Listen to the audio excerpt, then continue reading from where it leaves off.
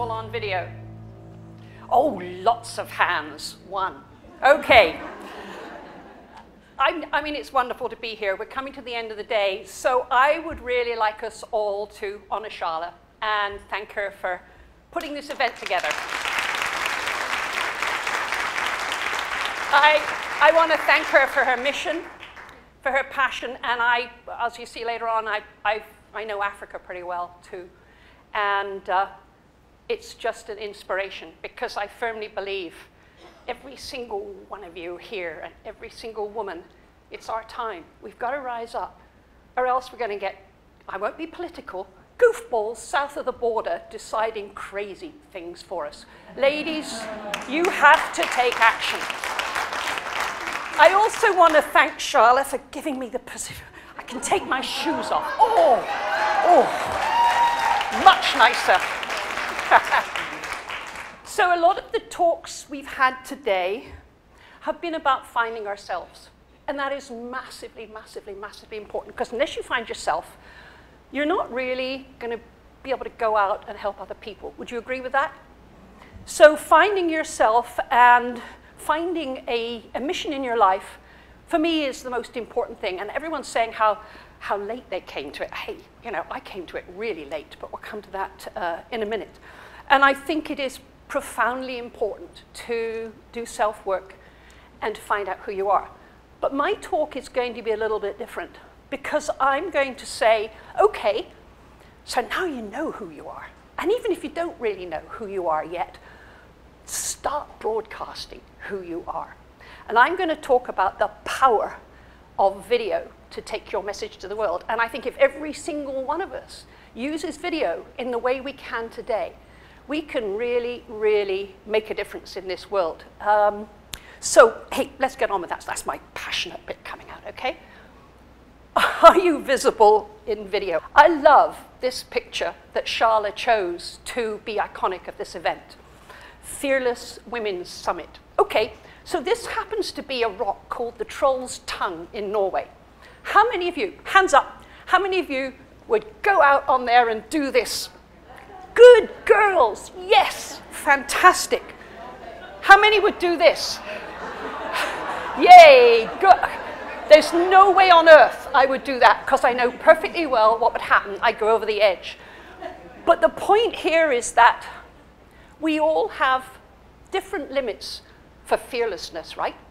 This lady is obviously extremely comfortable being able to do a handstand in the splits. That's something I've never been able to do. But we all have, so I would reach my fearless limit here. There's no way I'd go any further. But we all know that we have interests and passions. So what does it mean to be fearless? And there's an awful lot of quotes out there. But what I love is this one. Be fearless in pursuit of what sets your soul on fire. Think about what sets your soul on fire, and just go for it. And once your soul's on fire, hell, like I said, I'm 71 in a couple of months, and I got this soul on fire now. You will find that it becomes a lot easier to be fearless, okay? Because once you've got that drive, once you've got the passion, you can be fearless much more easily. And being fearless then makes it much easier to transition into Charlotte's other message, which is one woman can change the world. And you can be fearless taking your message, you can change the world, but for me, it's really important that you've got to be visible too. About a couple of months ago now, I was giving a talk up in Nanaimo to a women's business group, and I was talking about this whole issue of being visible on video. Whether you're a businesswoman, whether you're a non-profit, whether you're even a person you know, who's got a passion, get yourself out there. And I had my talk. I was so frustrated because I didn't have a decent hook. I knew I needed a much stronger statement about being visible. And it just happened to be the night of the Golden Globes. We can guess what's happened next. I was fed up, I was frustrated, and I went to YouTube as a displacement activity. And there is Oprah getting up on the stage, and she delivers what is now known as Oprah's speech. I mean, did everyone see it? Yeah, it's incredible, wasn't it? So she said only 972 words. And in those 972 words, she said, she talked about her history, she talked about sexual molestation, she talked about racial discrimination, and she gave us hope. I reckon that's pretty darn good in 972 words, right? And you may not realize this, but we all went to bed at that point. But when we woke up the next morning, she had over 500,000 views on YouTube. She was across every press across the world. She was on Facebook. I mean, she was everywhere. Oprah's speech. And you think how many incredible, inspirational speeches this lady has given over the years. And I just sat back as I finished watching it, and I think, oh, thank you, Oprah. You just knocked that out of the ballpark, and you gave me the example I was looking for on the power of being visible. Because Oprah has used visibility her entire life, right? She innately knew, yeah, she's an amazing lady. She has known her entire life the power of getting out there if you want to change the world. And so what she has used her visibility for is to show her integrity, to show her credibility, to build influence and impact. And that's what visibility does for you. So for me, it is immensely important that you be seen and you be heard in today's world if you want to make any kind of impact. So Charlotte knows this. She is seen, she's heard. How many of you got 230,000 people following you on Facebook? You might not like social media. I've got huge reservations about it as well as huge pluses. But it's the way you're going to get seen. It's the way you're going to make a difference, okay? And it's really quite entertaining because I'm the last person on this planet who should be talking to you about being seen. As Charlotte mentioned, I spent 40 years as a physician, as an anesthesiologist, and geez, when Gwenda was telling her story and when Deb was telling her story, I was like, oh, I mean, that was my world, right? But it's an invisible world, isn't it? How many of you know what I did all those years? You know, you turn up in the OR, and I hope you never did, but you turn up in the OR, and I'd go see you and, you know, find out a bit about you and say, you're going to be fine, you're going to wake up. And then I would take you in the OR, and I'd slap on my leads and all my monitors, and then I'd say those really magic words. In 5 seconds, you're going to be asleep. And you would become invisible to all of us. I mean, you went to sleep, and you never knew what went on after that. So the question is, what the hell is an old biddy who is like 71 coming up now out here talking to you, saying you need to be visible, when she's been invisible all her life? And I mean, I'm asked over and over and over again, why are you doing this? Why aren't you sitting there with your feet up, cup of tea, doing the crochet? Well, that's what I should be doing, right?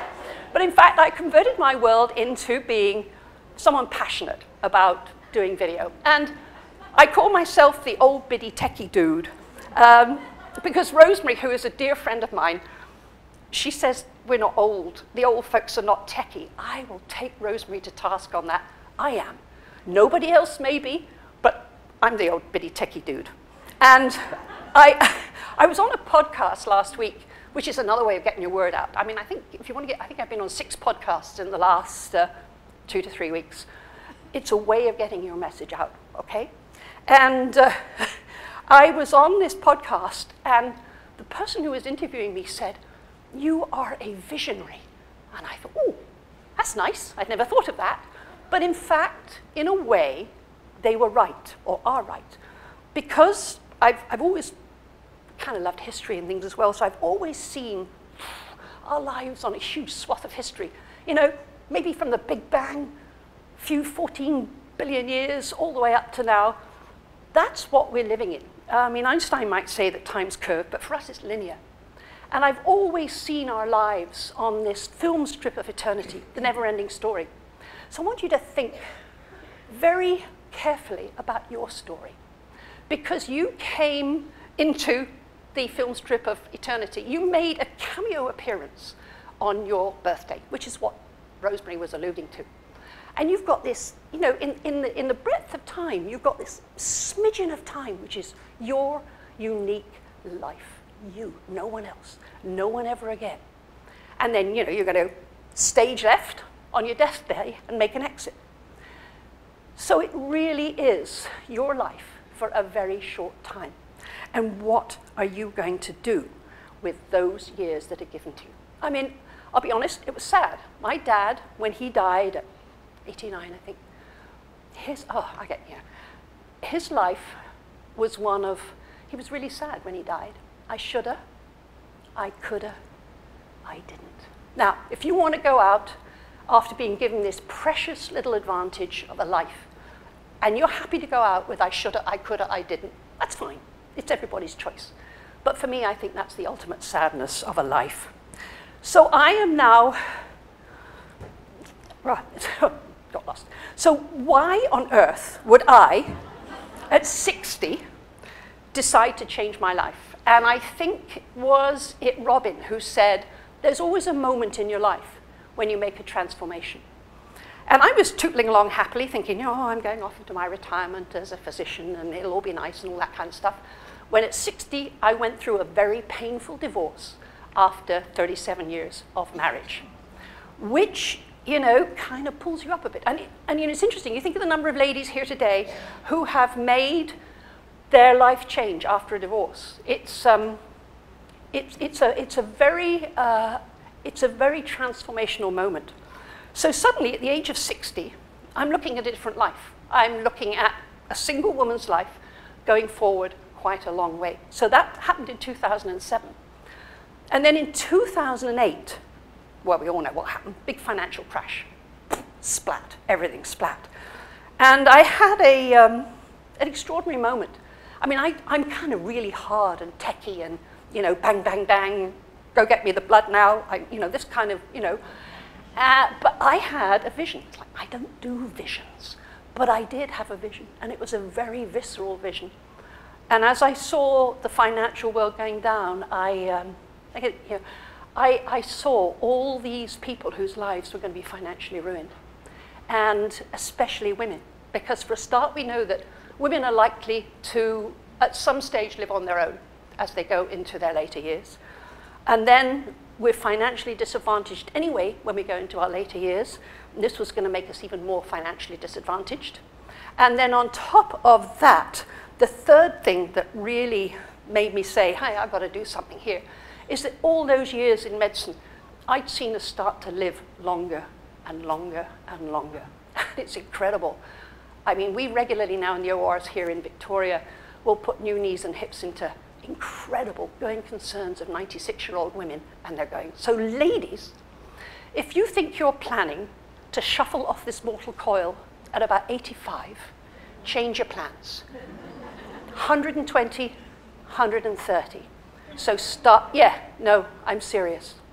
There is stuff coming down the pipe that will enable you, and you know, some people will take it up and some will still want to go to the box. But you will, if you want, be able to live 120, 130. Now, if you're already financially disadvantaged and you know, you aren't planning for that number of years, I'd say just start today. Because start planning today and start putting into place something that will allow you, that will sustain you for many, many years into the future. Because, you know, the old idea, if you retire at 60, big deal, you live to 120, it's another 60 years. What are you going to do? Twiddle your thumbs? You've got this incredible opportunity. If you have a passion, if you want to do something, if you want to change the world, you've got 40 to 60 years to do something that you would love to do. And I think that is hugely powerful. So if you now look,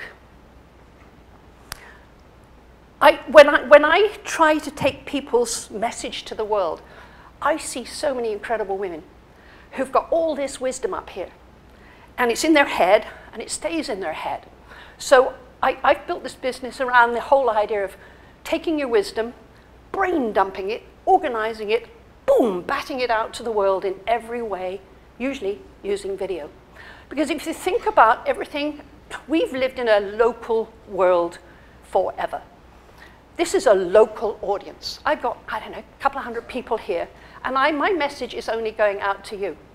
Now, if I then want to go further globally, I'm going to take my public speaking, which I'm doing now, and the networking, which we're doing out here, and I'm going to do exactly the same thing, only it's going to be video, which is the equivalent of public speaking, and it's going to be social media, which is the equivalent of networking, okay? So there's another kind of local, and the math fits here, so I like it. Here we are on Vancouver Island in dear old Victoria. And I don't know about you, but I love living here, but I do call Vancouver Island the far-flung, forgotten edge of Western civilization. Because we are, right? Nobody knows we're here. And we are on the western edge, and like by the time you go over there, you're in the east, the magical east. So on Vancouver Island right now, my local, if I could reach everybody on Vancouver Island, which I could, 760,000 people. Not that many, really, is it? I mean, that's why I love it. But if you then look at this exquisite mothership that we live on, and remember it's our mothership, we ain't got anybody coming to help us, and this is all we got. So we better start cleaning up a lot of the crap that's out there, right? I'm sure who's got a favorite thing? What would you like to see cleaned up first or changed? How would you change the world? Plastic. Plastic, yeah, absolutely. Anyone else? Ocean, yeah. Yeah, there's a whole load of things that need looking, that need attending. So instead of 760,000 on Vancouver Island, I can go out to the world with video to 7.6 billion people. That's expanding my potential audience 10,000 times. Now, if I get some businesswoman coming to me and she says, I want more clients, and I say, 10,000 times more? I can do that for you. Just start using video. It is massively powerful. At the moment, as I say, there's 7.6 billion people on the planet, but there's about half of them, 3.9 billion, actually online. But this is where things change fast, and we're in a time of massive change. At the moment, it's predicted that within 4 years, by 2022, those other 4 billion will be coming online. And once those other 4 billion come online, they're coming online from places that mean a lot to Charlotte and me, to Africa, India, a whole load of places that have never been heard and have never been seen, and they are hungry for knowledge. They're hungry for education, aren't they? They're smart. They're hungry to learn. And we, all of us here, are so privileged. We have wisdom to give if we just get off our tushes and start taking it out. To me, that's the passionate thing to do. When you showed that video this morning of Kenya, I was in the back just as well. I was in tears. Because for me, Africa is an incredible place. I've taught in Rwanda. This photo is in Uganda. I've been to Kenya, Tanzania, South Africa. And when you fly in, I don't know if it's the same with you, but you see the red earth, and you see the banana plantations, and everybody walking along the roads. It is an incredibly rich, visceral country. This is, okay, so it's a developing world, but it is a magnificent world. These ladies are Ugandan. I took the photo about 4 years ago now. Since I took that photo, these women who live right out in the bush, in the banana plantations, no electricity, nothing else, they've all now been given iPhones. And in the last couple of years, they charge them with a what you call it, solar panel. And they are now, with their iPhones, they've set up a sheriffing service, kind of a system whereby they can monitor family violence, which is huge. They can monitor populations. They're looking at how their crops are growing. They are looking at how their goats are doing. And they are building up a picture of their community and then acting on it, something they've never, ever been able to do before. To me, this is so exciting. They all look so lovely. I love the dresses. They're wonderful. So if you've got a message to take out right now, you have your once in a lifetime opportunity in the next 4 years as all of these folks come online. If we all individually started taking our message to the world in some way to these folks, just think of the difference you could make. I mean, it makes me go, oh, it's very funny downstairs, oh, down here. So how are you going to communicate with them? Well, it's quite simple, isn't it? Who hasn't got a smartphone? Ta-da! Everyone's got a smartphone. On your smartphone is a video app. On the side of the video app is a little red button. You push that little red button, say your message, push the little red button, stop doing your message, hit the send, and it's gone out to the world. There is no excuses. Video is simple, it is powerful, but there's a problem. Ladies don't like seeing themselves on camera, do they? It is a real problem, and it goes back to this whole issue that we've been talking about today, the whole issue of self-knowledge. Because once you become confident, once you know what your message is, you just say, screw this, I'm going out to the world with my message. And it becomes simple. So first comes the self-work. And I actually, to my surprise, I have found that using video really helps people become confident, because you don't have to send it out to the world. So I will often say to folks, listen, have you ever told your story? Because we all know the story is really important. So if you haven't ever told your story, get your phone, just go out there and hit the button and talk to yourself. Tell yourself your story. Because I tell you, if you tell yourself your story, you will suddenly find that you see yourself differently, and you might wince at looking yourself on camera, because everybody does, and you know, you have a bad hair day. Well, I tell you, if I had breast cancer about 3 months ago, I could take my wig off right now. It wouldn't be a pretty picture. But most women will say, I can't do a video today. I need to lose 10 pounds. I can't do a video. My hair day is lousy. Well, I tell you, I got my hair shaved off. I was lucky I didn't need chemo or radiation. But I got my hair shaved off on Facebook Live with the specific purpose of telling women, nobody gives a stuff about your head. All they want to hear is your message and your story. So I don't buy that your hair day's crappy or whatever. Just hit that button. Start telling your story to yourself by video. You'd be surprised what a difference it will make, how you begin to see yourself. And in 10 years, video has become so powerful that now 82% of all web traffic is video. It's huge.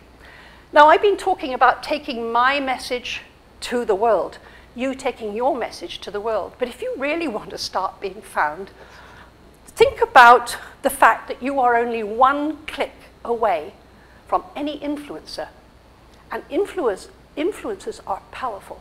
I mean, here's Oprah again. And I mean, all she's doing is telling you which Christmas present she's going to buy. I mean, like, really. 739,199 views, 734,199 views for Christmas shopping. Is that power? I mean, you know, she can even get you in for Christmas shopping. But look at the bottom here, ladies. Add a comment. You can start entering Oprah's world by adding a comment in there. And if you keep adding comments, offering value, you will, because I know she's got a team of people looking to see who is offering value on her comments, and you will start going into Oprah's world. So not only can you take your message to the world, you can go up to influencers. Now, by pure chance, I did this by accident. You may not know this guy. His name is Gary Vaynerchuk. Anyone know Gary V? Yay! Gary V's my hero. Well, he's kind of like millions of people's hero. But he has this rant, 6 minutes for the next 60 years of your life. And I found this video. In fact, my daughter-in-law sent me to this video, and it hit me very viscerally. Because in this video, I'm his avatar. And being his avatar, I thought, my God, this guy, not only is he saying the same as me, he's speaking to me. And he's talking exactly about what I mentioned earlier. You're going to live a long time, and you've got 40 years to do what you love. So I thought it was pretty cool. And just for fun, about a year ago, I thought, oh, Gary's very urban. He's very dark. I think I will make my version of the video, because I live in Victoria and it's beautiful, and I can have the sea in the background, I can have the mountains, and I can be bouncy old biddy, right? So I made my version of Gary's rant. And I finished it, and I was just about to upload it to YouTube, and I thought, ooh, I might be stuck with copyright. So I thought, oh, bugger it, I've made it. I will just send it to Gary's team and see if they'll let me put it up. So I did. And I just put it on his contact form on his website. And they said, yeah, it's great, go ahead. So I put it on my YouTube. A couple of my friends said, oh, I really like that, kind of fun. And I forgot about it. And then about 3 months later, I'm talking to my daughter on the phone. This phone is going bam, bam, bam, bam, bam, bam, bam, with messages. Love the video. Oh God, the video's hilarious. Love the video. And I'm thinking, what video? I haven't got a clue. I didn't know it, but Gary Vee's team had taken my video and spliced it into his. Now that video, and I'm going to show you the end of it here, that video has now had 252,000 views. And it was never deliberate. I did it as a laugh. They did it for me. If you want to have visibility, the power is there. It just means you take charge. So stop making excuses. Oh, these millennial kids are so entitled. Oh, these kids didn't have to work as hard as we did. Nobody cares if you're 40, 70, 90. Alien, female, male, minority. The market will accept your victories. If you are good enough to have a victory. And I believe more than ever that if you are a 49-year-old housewife with 2 kids. Because of this phone, you've got more opportunities to create something for yourselves. Do not allow just the 18 and 14 and 22-year-olds to grab at this pie. That is so available to all of us, regardless of our age. We're gonna live longer. The opportunity is real. For the 58-year-old right now that's watching this, you're gonna live another 40 years. 40 years of being able to do something you love is a big deal. Start recognizing this isn't just a young person's game. Start representing the people that actually put in the work. The gray hairs, that context, that knowledge. Start deploying that. Educate yourself on the new world. You didn't grow up with Instagram. You didn't grow up driving, and you learned that. Stop making excuses. Start getting educated in the actual world. This video is made for one reason. I want it to be the calling card, the seed of the explosion of the 40 to 80-year-old entrepreneur in our society.